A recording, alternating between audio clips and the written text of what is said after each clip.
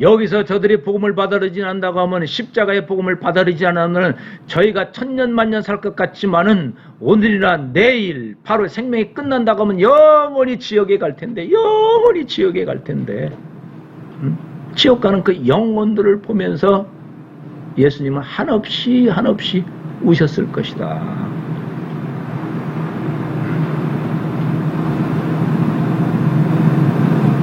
그러니까 사도 바울은 20년 동안 눈물의 사역을 했다. 영혼을 사랑하는 열정 때문에 늘 울었다고 하는 거죠. 선교는 지금 공급자와 수요자가 있는데 어떤 경우에도 공급자 위주로 선교가 돼서는 안 됩니다. 내가 이런 은사가 있기 때문에, 내가 이런 스펙이 있기 때문에, 내가 이런 경험이 있기 때문에 내 것을 가지고 나 위주로 수용자한테 가서는 안 된다고 하는 거예요. 지금 수용자가 뭘 필요한지, 복음을 들어야 할 저 사람이 현지인이 뭐가 필요한지, 저들에게 필요한 것이 말씀인지, 저들에게 필요한 것이 사랑인지, 저들에게 필요한 것이 믿음인지, 저들에게 필요한 게 소망인지, 저들에게 필요한 것이 인내인지, 저들에게 필요한 것이 뭐냐는 거야. 뭐가 있어야 저들이 영원히 살고 육신이 강건해지고 바람직한 삶을 살 수 있냐. 저들의 필요한 게 뭐냐. 수용자의 요구, 수용자의 필요, 거기에 맞춰서 공급자가 거꾸로 가는 거예요. 거꾸로 가는 거예요. 거꾸로. 그래서 2년 동안 가서 오직 언어만 하라고 하는 이유가 그거예요. 언어 하다 보면은 언어를 해야 그들의 필요가 말 속에 다 있으니까, 언어 속에 다 있으니까, 그들의 문화가 있고 그들의 사상이 있고 그들의 필요가 언어 속에 다 있잖아요. 선교는 수용자의 초점을 맞춰야 된다. 그런데 서양 선교는 수용자의 초점을 맞지 못했어요. 그래서 사실 실패한 거 아니에요? 어떻게 보면 일부 우리가 그걸 답사하고 있다고 볼 수도 있죠. 그러나 과거는 과거고, 영혼을 사랑하는 열정, 죽어가는 영혼을 보는 열정, 아버지의 눈물을 보는 그 마음, 탄식하시는 아버지의 그 마음을 성령께서 나에게 달라고, 나에게 달라고. 그래야 울 수가 있죠. 아마 그렇다고 하면 성령님은 왜 탄식하고 계시는지 해당 선교사에게 어떤 형태로든지 가르쳐 줄 거예요. 느끼게 하고 만나게 할 것이고 돌아오게 할 것이고. 두 번째, 사도 바울은 눈물이었다. 눈물이었다. 영혼을 사랑하는 열정 속에 나오는 눈물이었다. 그러니까 지금 에베소 장로들에게 다 모아놓고 나는 20년 동안 내가 사역할 때 맨날 울었지 않느냐? 너희가 알지 않느냐? 이때 여기서 누구도 아니요 하고 말하는 사람이 없었단 말이야. 맞아. 사도 바울은 다 우리를 위해서 우셨어. 늘 우리를 위해서 우셨어. 우리가 예수 잘 믿으라고 우셨어. 어떻게 보면 김치선 박사의 그런 모습이죠. 김치선 박사의 그런 모습. 김치선 박사님 하게 되면 나는 황희영 목사님이 생각하는데, 황희영 목사님은 우리 교단 1호 교회를 세우신 분에 가자제일 교회를 세웠고 강도사 1호죠. 결혼 예식을 하는데 이제 김치선 박사님이 주례를 했대요. 늘 12시가 됐으면 그분이 기도했기 때문에 김치선 박사. 지금 예식이 시작됐습니다. 예식을 하고 있습니다. 12시 합니다. 그러면 웬만한 사람 같은 건 주례사 하고 계속 해야 되죠. 딱 스톱하고 주례사 하다가도 기도했다고 하는 거예요. 주례사 하다가도 기도를 했다고 하는 거예요. 왜? 그분은 민족의 아픔을 받기 때문에, 민족의 지옥 가는 사람을 받기 때문에, 그리고 세계의 지옥 가는 사람을 받기 때문에 이 민족이 빨리 복음화돼서 이 민족의 세계 사람을 구원해야 돼. 그래서 28,000동네에 가서 우물을 파라고 하는 것이, 28,000동네에 죽어가는 그 영혼들을 구원하라. 그 영혼들을 받기 때문에. 이것이 대신교단 아니에요? 대신 선교사 아니에요, 우리? 이것이 대신교사네요. 어떻게 보면 대신교단은 선교 정책이 없습니다. 선교 전략도 없습니다. 무전략이에요, 무전략. 무행정이에요. 무통제예요.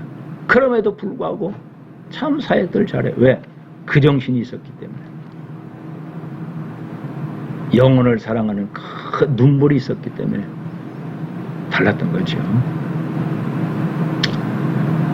이렇게 귀한 사역을 한다 할지라도 당연히 핍박이 있는 거죠. 사도 바울이 얼마나 핍박이 많습니까? 그 당시 인구가 거의 로마 통치권 내에 1억이 살고 있었는데 제가 보기에는 1억 중에서 가장 약점을 가지고 있던 사람이 사도 바울 아니냐. 사도 바울처럼 많은 약점을 갖고 있는 사람은 없었어요. 사도 바울은 모습도 그렇잖아요. 머리도 다 그렇게 됐잖아요. 시력도 나쁘잖아요. 열병도 있잖아요. 간질병도 있잖아요. 사도 바울을 죽이려고 특공대가 만들어서 쫓아다니지 않습니까? 그럼에도 불구하고 사도 바울은 20년 동안 계속 사역했잖아요. 하루도 쉬지 않고 사역했잖아요. 바다로, 강으로, 산으로. 자기 그렇게 고백하지 않습니까? 40에 하나 가만한 태를 맞고 지진과 맹수와 그보다도 더 아팠던 것은 자기 민족인 유대인이 자기를 죽이려고 특공대를 만들어서 끝까지 마치 사울이 모든 엄폐를 다 그만두고 자기 사위 다윗 죽이려고 10년 동안 했던 것처럼 그보다 더 했던 거죠. 그런 핍박. 가끔 제가 그런 얘기를 하잖아요. 레오나드 레이븐 힐이 아주 의미 있는 얘기를 했어요. 사탄은 반드시 깨트려 부셔야 할 사역자들의 리스트를 가지고 있다. 반드시 사탄이 이놈은 어떤 경우에도 빨리 인생을 끝낼 수 있도록 깨트려 부셔야 할 사역자들의 리스트를 가지고 있다.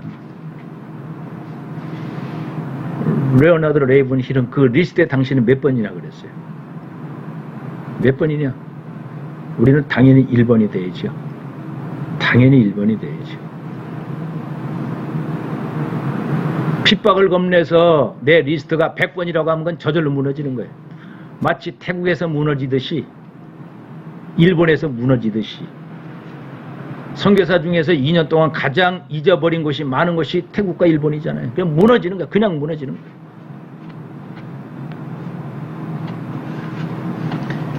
리스트의 1번일수록 어떤 경우에도 하나님은 리스트 1번을 무너뜨리지 않게 합니다. 욥에게 생명만은 손대지 말라 했던 것처럼 사도 바울을 이미 기름 부어서 왕으로 세울 계획을 세웠기 때문에 리스트 1번이 되게 되면 하나님이 반석이 되어주시고 하나님이 환난날에 피난처가 되어주시고 하나님이 나침판이 되어주시고 방향탄 모든 걸 하나님이 다 그분이 다 막아주시고 방패가 되어주시고 다 되는 거죠. 1번이 왜? 1번이 무너지면 하나님께서 이 땅에 오셔서 예수 그리스도를 통해서 하셨던 그 사역이 멈춰지니까 죽어야 하는 그 사람들이 살려내는 역사가 없으니까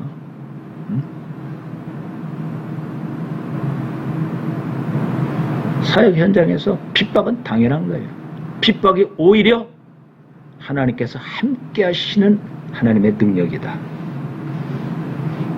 하나님이 방패가 되어주시고 하나님이 피난처가 되어주시고 하나님이 능력이 되어주시고 하나님이 임마누엘 하시고 하나님이 여호와 이레 하시는 것. 그러니까 핍박 속에 숨어있는 역설적 진리죠. 그걸 사도 바울은 본 거예요. 그래서 그 핍박을 잘 감내했던 거죠. 이 역시 이 핍박을 뭘로 바꿔야 됩니까? 뭘로 바꿔야 됩니까? 예수님은 섬김으로 바꾼 거죠. 예수님이 얼마나 핍박을 받아요. 그 핍박을 섬김으로 바꿨잖아요. 섬김으로. 예수님 직접 하셨던 말씀 아니에요. 인자가 온 것은 섬김을 받으려 함이 아니라 도리어 섬기려 하고 자기 목숨을 많은 사람의 대속물로 주려 함이라. 한 영혼이라도 구하기 위해서 사탄이 그걸 막을 것이다. 겸손과 섬김을 통해서 그 일을 했다는 이야기죠. 사도 바울이 바로 골로새 교인들의 고백, 나는 이제 너희를 위하여 받는 이 괴로움을 기뻐하고 오히려 기뻐한다. 그리스도의 남은 고난을 그의 몸된 교회를 위해 내 육체에 채운다. 그 핍박을 섬김으로 바꾼다고 하는 거죠. 그리스도의 남은 고난을 위해서, 그리스도께서 남겨놓으신 그 고난을 위해서.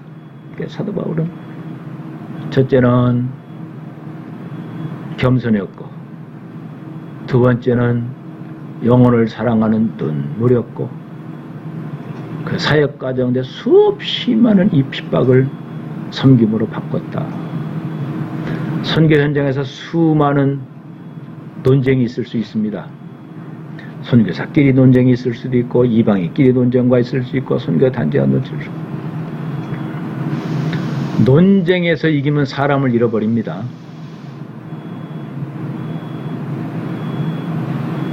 논쟁에서 이기면 사람 잃어버려요. 논쟁에서 지면 사람 잃어버리지 않습니다. 논쟁에서 지고 사람 잃어버리지 않는 게 좋아요. 그럼 그 사람이 언젠가는 기도도 해줄 것이고, 도움이 될 것이고, 협력이 될 것이고. 논쟁에서 이기면은 그 사람은 떠나갑니다. 사람이 잃어버립니다. 꼭 필요할 때 배반합니다. 왜? 논쟁을 해, 그 논쟁으로 대응하기 때문에. 논쟁도 어떻게 보면 핍박이라고 볼 수가 있죠. 지식적인 핍박이라고 볼 수가 있고, 문화적인 핍박이라고 볼 수가 있죠. 그 논쟁을 오히려 섬김으로 바꿨다. 이것이 성령이 선교사들에게 원하는, 주께서 분부하신 대위임 명령을 완수하기 위해서 반드시 가져야 할 선교 철학이다. 성경에 기록된 거죠. 선교 철학이다. 네 번째는, 그래서 사도 바울은 장소 불문, 복음을 위해서는 장소 불문했다. 복음을 위해서는 장소 불문했다. 꺼리낌이 없었다.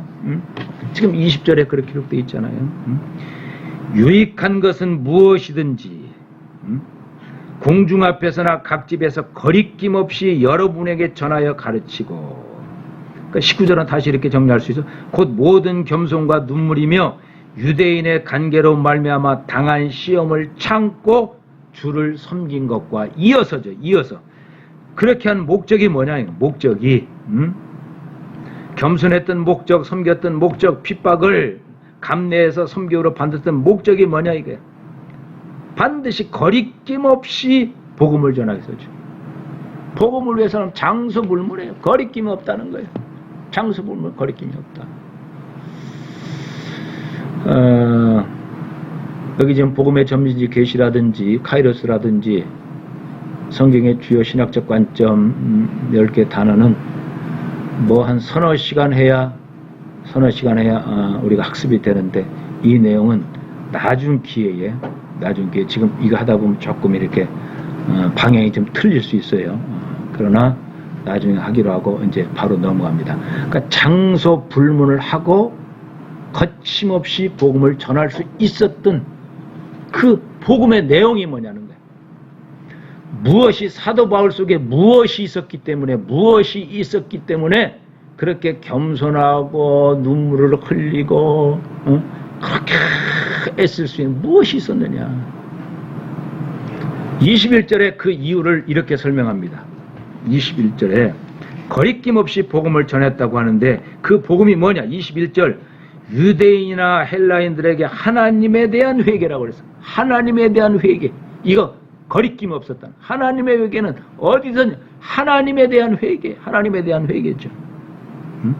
두 번째, 우리 주 예수 그리스도께 대한 믿음. 두 가지. 하나님에 대한 회개, 예수 그리스도에 대한 은혜와 사랑에 대한 믿음. 이 두 가지를 묶어서 저는 사도 바울의 복음의 핵심, 이것 때문에 사도 바울은 이런 철학을 성령으로 인도받았다 하는 것을 저는 하나님의 형상 회복이다. 하나님의 형상 회복이다. 하나님의 형상이 회복됐다고 하는 이 믿음, 이 분명한 철학 때문에 사도 바울은 평생 그 사역이 변함이 없었다. 그것이 골로새서 1장 22절 말씀이죠. 여기 있습니다. 이제는 그의 육체의 죽음으로 말미암아 화목하게 하사 너희를 거룩하고 흠없고 책망할 것이 없는 자로 그 앞에 세우고자 하셨으니, 예수님이 하신 일이에요. 예수님이 십자가의 죽으심으로 말미암아 하나님과 화목하게 돼서 너희가 거룩하고 흠없고 책망할 것이 없는 하나님의 백성으로 돌아왔다. 이거를 신학적 용어로 창세기에 있는 말씀대로 다시 회복한다고 하면은 창세기 1장 27절이죠. 하나님의 형상 회복이다. 그러니까 사도 바울이 계속 거리낌 없이 외쳤던 것은 너희는 십자가의 보혈로 하나님의 형상이 회복됐다고 하는, 하나님의 형상이 회복됐다. 그 하나님의 형상이 회복됐다고 하는 건 최고의 진리이기 때문에, 최고의 복음이기 때문에, 최고의 영원히 목마르지 않는 생수이기 때문에, 선교의 핵심 신학이기 때문에 하나님의 형상이 회복됐다고 하는 이 진리를 위해서는 어떤 핍박도 참을 수 있었고, 논쟁하지 않고 오히려 섬길 수 있었고, 이 형상 회복된 것을 모르는 그들의 영혼을 보면서 사도 바울은 울었고 겸손했다. 하나님의 형상 회복. 자, 그럼 하나님의 형상 회복은 뭔가? 창세기 1장 27절 우리는 하나님의 형상으로 지음받았다고 했습니다. 여러분들 잘 아는 대소요리 문답이 있잖아요. 17세기에 영국의 목사님들이 웨스트민스터 사월에 모여가지고 지금 많은 목사님들이 설교를 하는데, 설교는 켈빈과 루터에 의해서 나름대로 창조론도 있고 죄론도 있고 부속론도 있고 교회론도 있고 성령론도 있고 뭐 종말론도 있고 뭐 여러 가지 7개 신학이 있잖아요. 그럼 설교는 말씀이 신앙화, 개개인의 신앙에 대해서는 설교에서는 반드시 신학이 뒷받침되어야 된다고 하는 거예요. 이 목사님은 이렇게 해석하고, 이 목사님은 저렇게 해석하고, 영국에서는 이렇게 하고, 뭐 네덜란드에서는 이렇게 하고, 설교하는 사람마다 성령의 감동이라고 그래서 어떤 일개 신학을 나름대로 해석해서는 안 된다고 하는 거예요. 신학은 하나 다 정확해야 된다. 복음은 하나 다 정확해야 된다. 해서 목사님들이 설교할 때 꼭 이 범위에서 벗어나지 말라고 대요리 문답을 만들었습니까? 대요리 문답. 설교할 때 꼭 요 기준을 놓치지 말라. 대요리 문답이잖아요. 그 다음에 이제 어린아이들은 잘 지식이 그래도 얇으니까, 그러나 똑같이 잘 전해야 되니까 이 어린아이들에게는 어린아이들에게 맞는 질문에 맞는 그 답을 107개를 만들잖아요. 그것이 소요리 문답이잖아요. 대요리 문답이나 소요리 문답이나 내용은 똑같아요. 다만 이쪽은 좀 이렇게 고급스럽게, 이쪽은 아주 쉽게 문답으로 만든 거죠. 문답으로. 그러니까 소요리 문답 10번째가 하나님의 사람을 어떻게 지었나요? 하는 이런 물음이에요.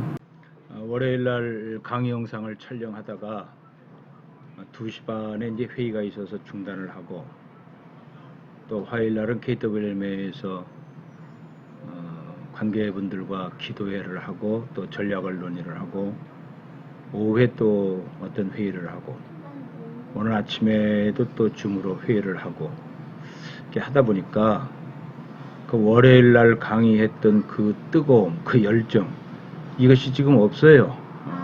그리고 다시 이걸 하려고 하니까 앞에 부분에 뭘 했는지 조금 보기는 봤습니다만은 그 열정이라든지 막 뜨거운 마음이 그대로 이어지지는 지금 않는 것 같아요. 그래서 그냥 차분하게 계속 이어보겠습니다. 아무튼 바울의 철학은 하나님의 형상이 회복됐다 하는 이것이 주철학이죠. 자기도 하나님의 의와 하나님의 지혜와 하나님의 거룩으로 회복됐다. 그리고 그 당시 있는 모든 사람들도 다 회복이 됐다. 중요한 것은 이 회복된 과정, 이것이 십자가의 사건이고 회복이 계속되는 것이 부활이고 이것을 깨닫게 하시는 것은 성령의 역사인데 누군가 이걸 증거해야 증거하는 현장 속에 성령의 역사도 있고 또 듣는 사람에게 성령의 역사가 있어서 십자가의 그 보혈의 능력, 보혈이 계속되는 부활 이것을 이제 받아들임으로 해서 크리스찬이 되는 거죠. 참 놀라운 진리죠. 신비하죠. 이런 내용이 사도 바울을 사로잡고 있었기 때문에 사도 바울은 이 일을 하는데 생명도 아끼지 않았다. 그러니까 우리는 다 하나님의 형상이 회복됐다. 최초에 하나님의 형상이 있었는데 아담이 그걸 잃어버리고 그것을 회복시키겠다고 하는 최초의 복음이 창세기 3장 15절이고 또 그것을 회복시키기 위해서 구약의 메시지가 있었고 그것을 구체화하기 위해서 하나님의 아들 예수 그리스도가 이 땅에 오셔서 3년 동안 설명을 하시고 실제로 설명한 그 메시지를 실제화한 것이 십자가의 사건이다. 그리고 이제 십자가의 사건을 통해서 부활과 성령을 통해서 마가의 다락방에서 이제 초대교회가 생겨나게 되고 거기서 복음이 확장되면서 그 연장성산에 이제 바울도 거기에 동참하게 됐던 것이죠. 그래서 바울의 외침은 보라 새 사람이 됐다 이겁니다. 보라 새 사람을 입었으니 골로새 교인에게도 거듭 외치는 것이 메시지가 이거는 새 사람을 입었으니 자기를 창조하신 이의 형상을 따라 새 사람은 창조하신 이의 하나님의 형상이 회복됐다. 이 형상이 회복됐다고 하는 이 복음, 이 복음을 우리는 들어야 한다. 이 복음에 대한 지식이 예수 그리스도의 장성한 지식의 분량까지 다다라야 한다. 이런 말씀이죠. 역시 고린도도 마찬가지죠. 고린도전서 1장 13절도 너희는 하나님으로부터 나서 그리스도 예수 안에 있고 예수는 하나님으로부터 나와서 우리에게 지혜와 의로움과 거룩함 뭐 명확히 나오죠. 하나님의 형상은 하나님의 지혜, 하나님의 의로움, 하나님의 거룩함. 그러니까 구원을 통해서 지혜와 의로움과 거룩함 형상이 회복됐다. 바로 이 하나님의 형상의 결정적인 것은 십자가죠. 하나님을 따라 의와 진리의 거룩함으로 지으심을 받은 새 사람을 입으라. 그런즉 누구든지 그리스도 안에 있으면 새로운 피조물이라. 이전 것은 다 지나갔으니 보라 새 것이 되었도다. 그러니까 재창조됐다고 하는 것이죠. 그러니까 복음은 하나님의 형상, 하나님의 형상을 회복한 재창조된 하나님의 백성. 여기에서 출발하는 거죠. 그래서 바울은 이 하나님의 형상이 회복됐다고 하는 이 진리를 위해서 바울은 모든 것을 다 버릴 수 있었다. 우리가 잘 아는 날마다 나는 이걸 위해서 나는 다 죽는다. 모든 인생을 다 버리겠다. 그리고 나머지 다 버리겠다는 거죠. 빌립보서 3장 말씀이 그 말씀이잖아요. 또한 모든 것을 해로 여김은 내 주 그리스도 예수를 아는 지식, 형상이 회복되는 지식이 가장 고상하기 때문에 이 지식 외의 것은 다 잊어버린다. 그래서 사도 바울은 오직 십자가의 사랑만 바라본다 하는 것이 고린도전서 1장 18절이지요. 이 일을 위해서 우리가 잘 아는 대로 24절 말씀이죠. 24절 우리가 잘 아는 말씀이잖아요. 내가 달려갈 길과 주 예수께 받은 사명 곧 하나님의 은혜의 복음을 증언하는 일을 마치려면은 나의 생명조차 조금 더 귀한 것으로 여기지 않겠다. 20년 동안 그렇게 사역했다고 하는 거고, 이제 여러분들과 헤어집니다. 이제 예루살렘을 가는데 예루살렘 가지 말라고 그러죠. 가면 큰 핍박이 있을 것이다. 그래도 좋다. 나도 안다. 내 미래를 안다. 그러나 하나님의 형상이라고 하는 이 진리가 있기 때문에 이 진리를 붙들고 나는 예루살렘을 경유해서 로마까지 가겠다.